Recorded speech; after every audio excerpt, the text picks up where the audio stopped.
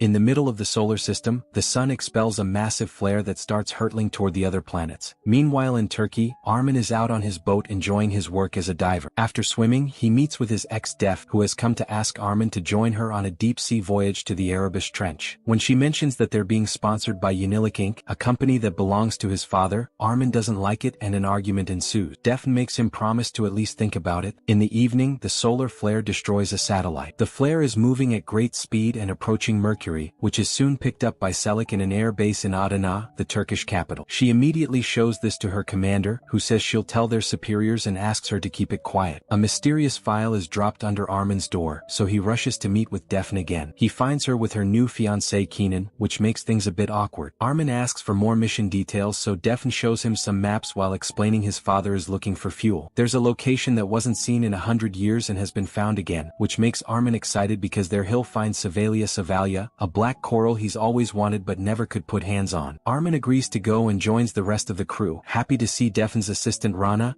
marine biologist Sem, and oceanographer Felix. However, Armin gets upset when he sees that Kenan is also coming and because he gets a call from his dad, not believing he cares. At the air base, Selik overhears the higher-ups having a meeting and learns that dangerous gamma rays are coming to Earth, meaning humanity doesn't have much time to prepare. Later at home, Selik calls her mom and tells her to hide underground. Unfortunately, her bosses intercept that message and send soldiers to her house. Selik sees them and immediately rushes to block the door with some furniture so she can escape through the back, leaving her phone behind. By the time the soldiers break in, Selik is driving away. Out at sea, Defn decides to do a preliminary dive before reaching the trench to test their submarine, so everyone goes with her while Kenan and the captain stay on the boat. Before they leave, the captain says they've received word that there's something wrong with the ocean over in Asia, but it's blamed on a volcanic eruption, so the group leaves anyway. They're underwater when suddenly Armin sees a flash of light, which is strange because everything should be pitch black in this area. They return to the surface, but nobody on the boat is answering the radio. Then they search the boat, only to find it completely empty. On a laptop they discover a video left by Kenan, explaining that they got a message from Asia saying that the sun is killing everyone as it rises, so he and the others have left to find a shelter in Coast Town. The group agrees to go to the same bunker, but first they must return to the shore to charge the submarine. During the trip, they see something on the radar coming closer. When they finally step on land, they find the whole area empty and there's no power. At that moment they see a huge military submarine come to the surface called Yakamoz S-245. The Navy troops come out and are confused by the lack of power and phone reception. Armin tells Commander Irene what they know as Defn receives a satellite video message from Kenan, which shows panic taking over the people on the streets. Irene and his second-in-command Umut gather the soldiers and order them to find the shelter Kenan mentioned. Felix and Sem get some tools from the sub and leave in a car, hoping to find the electrical installation to fix. Defn and Armin tell Rana to wait there while they join the search, and as soon as they get in another car they're joined by Umut. Moments later, an explosion is heard on the docks. Rana cries because she's scared of dying, so Officer Yanka comforts her. Meanwhile, Felix and Sem finally find the electric towers. The place is an abandoned mess with electrical wires fried and sparks going off, but they decide to try anyway. Sem is shaking and struggling to concentrate, which is soon explained by a bag that falls from his pocket. It turns out he's been taking illegal uppers, so it's better if Felix takes over the repair. Armin's group makes it to Kos, only to find a fire and a bunch of bodies on the ground. All of them are dead and look like they've combusted internally. Following Kenan's video, the group enters the church, which is also full of bodies. Soon the officers arrive and start searching the town, finding bodies in every corner. Suddenly Officer Bari starts feeling sick and throws up. Armin finds some thermal binoculars in a car and looks all over the area, but there's no movement, which means there are no survivors. At that moment the officers inform Umut that they found a person in a bank vault. The trio rushes there and finds the survivor rambling in ancient Greek. Armin can speak that and talks to him, learning that he survived because he's underground and that place is made of lead. The man also keeps saying everyone's wrong. A medical officer says the guy has internal bleeding and weak respiration, so Umut shoots him. Furious, Armin yells at Umut, who just says he did it out of mercy. The officers decide to go back to the docks and hide in the submarine. Defn still wants to find Kenan, so Umut gives her and Armin a short time to come back to the docks before the submarine goes underwater. At the bank, a few officers try to get some bags of money before leaving, pointing out the owners are dead. This immediately triggers a fight. At that moment, Felix brings back the power. This activates detonates the bank's security system and a bunch of officers are caught inside. An officer outside tries to help them, but the door is closing so he has to step back to save himself. On the docks, Felix and Sem come back safely. Rana checks online and learns that according to scientists, the incident is a result of a change in the sun's polarity. This change happens regularly, but this time it was stronger than usual and caused the eruption that sent out those giant gamma rays. In Kos, the evacuation signal starts wailing from the speakers across town, mentioning a shelter in Tagaki. Daphne and Armin immediately head there, only to find this shelter also full of bodies including Keenan's. Armin grabs Keenan's phone and watches the last video, which shows how everyone in the shelter internally combusted at the same time. Daphne has a breakdown, but there's no time for grief because the sun is about to come out. The duo drives as fast as possible and makes it to the docks, where the submarine is about to leave. Umut sees them but he closes the hatch anyway. Armat jumps on the submarine and starts pounding so his friends hear him and Yanka opens the hatch for them. After the submarine finally leaves with everyone safe inside, Umut tells Armin that he lost many men because he and Daphne were chasing a ghost, so he'll never forgive them. Hours pass and they get no updates from the outside world, so the mood is pretty low. Baris isn't getting any better and sees a hallucination of his mother. Meanwhile, Armin and his friends are given a tour of the sub and learn the rules. Suddenly an alarm goes off because the hydraulics are ruptured. The sub starts shaking and the auxiliary systems take over. Their engineer died in the bank, but thankfully Armin comes to the rescue and manages to fix the problem. Irene is impressed, and after making Armin some questions to test his knowledge, he decides to make him the new chief engineer. Umut is not happy and promises to end Armin if he messes up. Officer Alton isn't happy either and reminds Armin he has no authority here. The rest of the group is put on cleaning duty, and Felix says this is their new normal because he doubts they'll be able to return to the surface. Suddenly Alton and other officers kick Felix and grab Sem by the neck, hurting him as they blame him for the death of their comrades. After insulting him, they let go of Sem and tell the group to clean up. Yudam sees everything from afar but doesn't intervene. Daphne tells Armin what happened, but Armin says they need to play along or the officers' attitudes will get worse. Furious, Daphne goes to tell Irene of the incident too, but Irene says his soldiers are good and nobody will try anything under his watch. Meanwhile, Baris continues to have hallucinations and even claims to see someone crawling around in the vents, but they don't believe him. Soon the officers discover that there are a few food cans missing, so Alton confronts Daphne about it, but Yanka comes to her defense. Getting even angrier, Alton gathers the troops to tell Irene that Armin's group has stolen from them and should be kicked out. Armin comes through and offers a powerful speech about how they all lost loved ones and instead of fighting, they should work together to survive. At that moment, Felix notices Baris has a hand grenade and immediately rushes to tell the others. While the civilians stay behind, Irene and the officers go to see Baris, who won't listen to them because he's too far gone. He starts rambling about people that need cleansing and how Earth needs to rise again, mentioning some incoming Judgment Day. Realizing what's about to happen, Irene locks the door behind him just in time. Baris detonates the grenade, dying with Irene. The alarms immediately go off and various leaks appear on the sub, which could cause the pressure to make it explode at any moment. The troops team up with Armin to try to fix the damage, but no matter how hard they work and how many tools they bring, nothing works. Sem is starting to lose his mind and Alton scolds him for it as he grabs him by the neck, so Felix immediately pushes him away. Eventually, the group gives up on trying to fix the leak from the inside. Their only option is to swim out and plug the sub from the outside. Daphne points out that's too dangerous at this depth, but Armin reminds her they have no other choice. In private, Yanka is crying for Irene, who turns out to be her father. Umut interrupts her to order her to swim out with Armin because she's the only one in the sub with the knowledge to help. After suiting up and grabbing specialized equipment, the duo swims out in the darkness of the deep sea until they find the leaks. While they work, Yanka is suddenly hit by an anglerfish, which knocks her back and makes her miss the location of the sub. Inside, the lights go out as the switchboard goes offline, so they have to activate the auxiliary power. While the officers work on fixing the main power source, Armin continues to work on the leaks, sealing them well. Then he looks for Yanka and finds her just in time to return to the sub without receiving any pressure damage. As they come in, they agree they won't tell anyone what happened. Minutes later, Umut becomes the new commander and Yanka is his second in command. Umut announces they'll go to the Iskenderun naval base in Turkey. For the next few hours, everyone tries their best to be patient. Felix watches over Sem, who is going through withdrawal symptoms because of his addiction. Eventually, the submarine makes it to the base and they find empty police cars outside the building. The officers search the whole area,